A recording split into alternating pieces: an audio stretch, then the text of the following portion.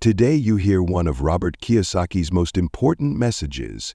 In this video I transcribe an interview he gave in 2023, revealing secrets on how to pay off all your debts and become the first millionaire in your family.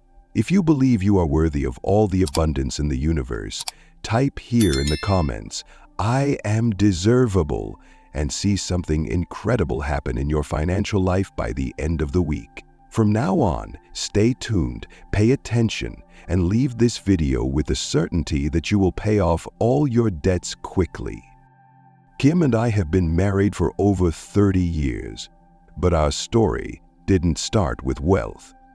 Many people assume Kim married me for my money, but the truth is far from that.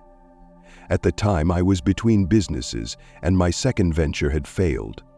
Not only was I broke, but we were drowning in debt.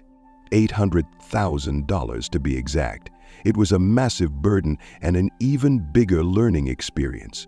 We eventually paid it all off, but the lessons we learned along the way have stuck with us. So, how do you pay off debt as quickly as possible?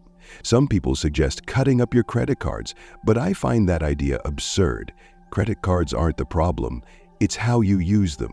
In fact, I actually like credit cards. They can be a great tool if you understand how to manage them. Let's dive into the steps that helped us get out of debt. Step 1. Be honest with yourself. The first step is the hardest. You need to face the truth. This was a tough moment for me, especially with Kim. Unlike me, she had never experienced financial disaster. She couldn't believe someone could drive a Mercedes, dine at the finest restaurants, and still be completely broke. That was me, pretending to be rich while praying to God, Jesus, and Buddha for money to magically appear. The charade worked on everyone, except the person who mattered most, my wife. I looked successful, but I was completely ruined. The turning point came when I admitted to Kim that I wasn't as rich as I seemed. That honesty was painful, but it was necessary. You can't set a goal for where you want to go if you're not clear about where you are right now. Step 2. Stop digging the hole. The next step is to stop accumulating debt immediately. This means no more unpayable loans or unnecessary spending. Sometimes it requires sacrifices. When Kim and I moved from Hawaii to California, we had nothing. We were homeless, living in the basement of a small apartment. It was humbling and tough. I remember weekends when Kim only had a couple of dollars to her name, waiting for me to come back from work on Sunday night. Those were challenging times, but they taught us resilience.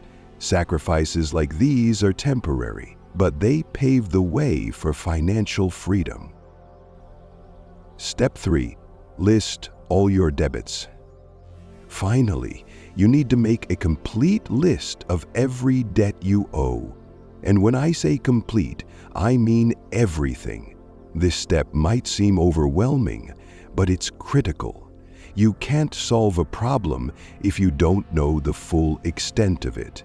By writing it all down, you'll have a clear picture of what you're up against, and from there, you can create a plan to tackle it. These steps were the foundation of how we turned our financial life around. It wasn't easy, but it was worth it. If you're ready to face your debt, stop digging the hole and take control of your finances. You're already on the right path.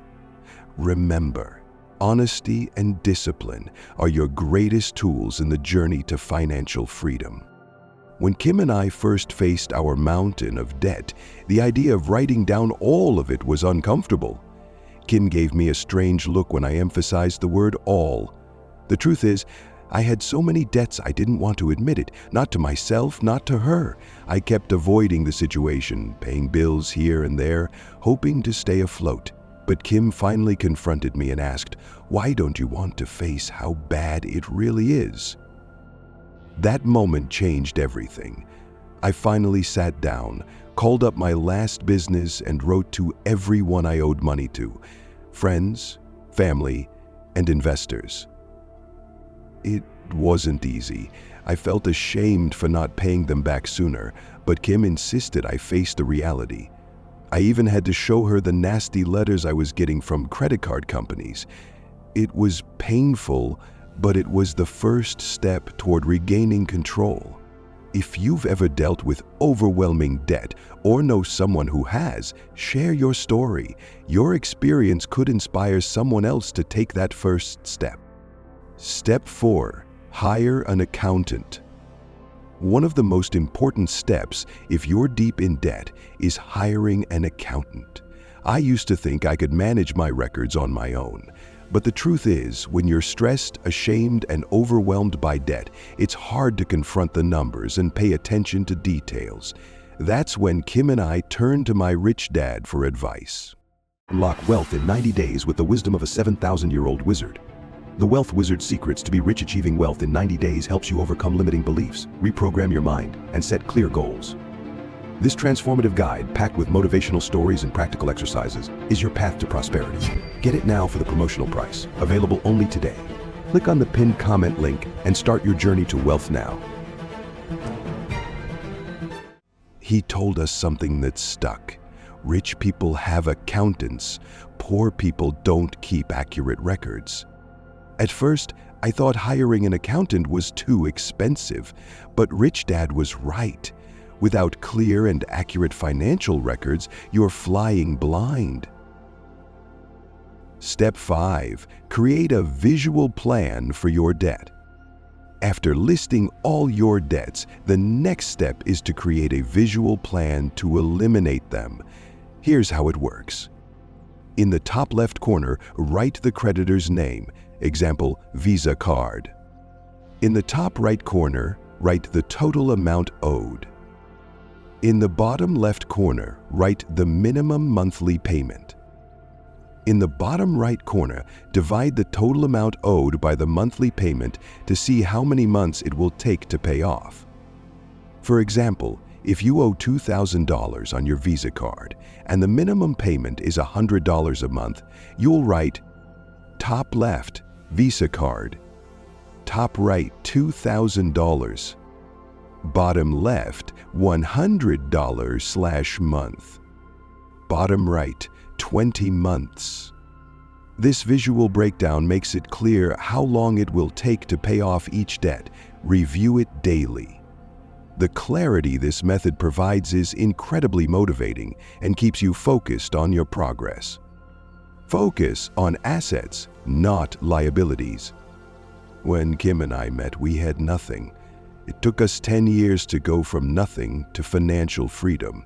Kim was 37 and I was 47. The key was focusing on building assets rather than acquiring liabilities. Most people are stuck working hard to pay bills and buying liabilities they mistakenly think are assets. The first gift I ever gave Kim was teaching her this principle. By staying focused on assets, we achieved financial freedom, and anyone can do it. It's all about putting your mind in the right direction, growing beyond your beliefs. When I first got into real estate, I lost money, earned it back, and kept pushing forward.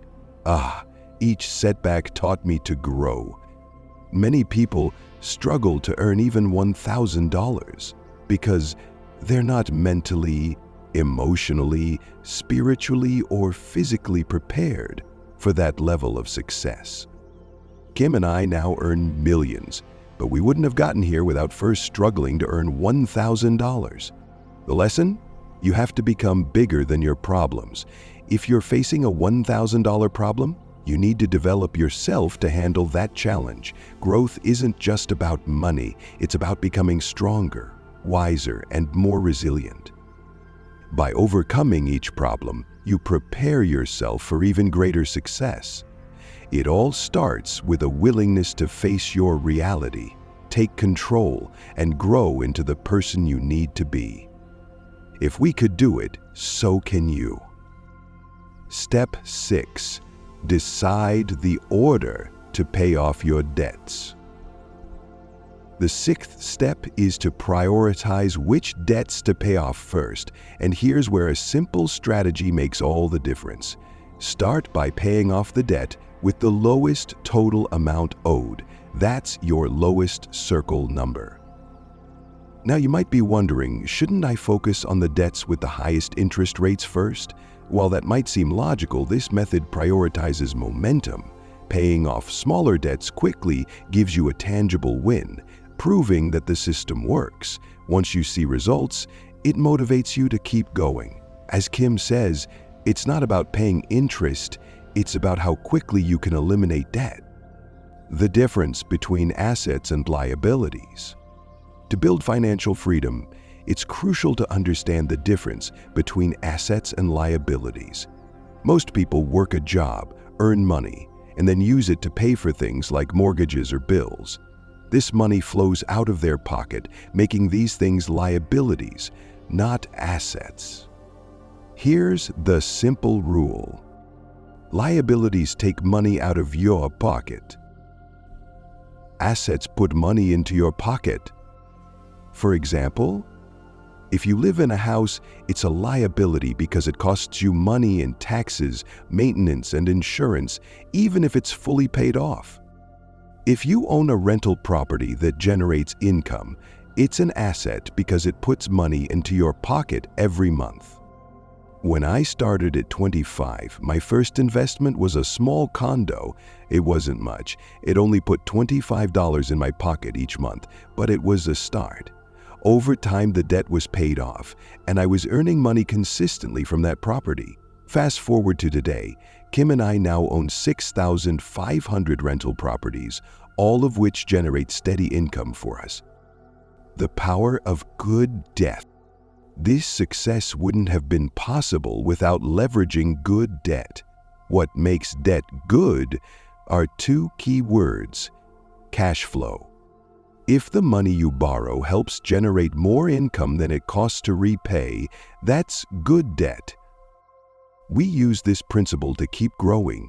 Instead of spending our income on liabilities, we reinvest it in assets like real estate and stocks. This creates even more cash flow, which pays off our debts and funds our lifestyle.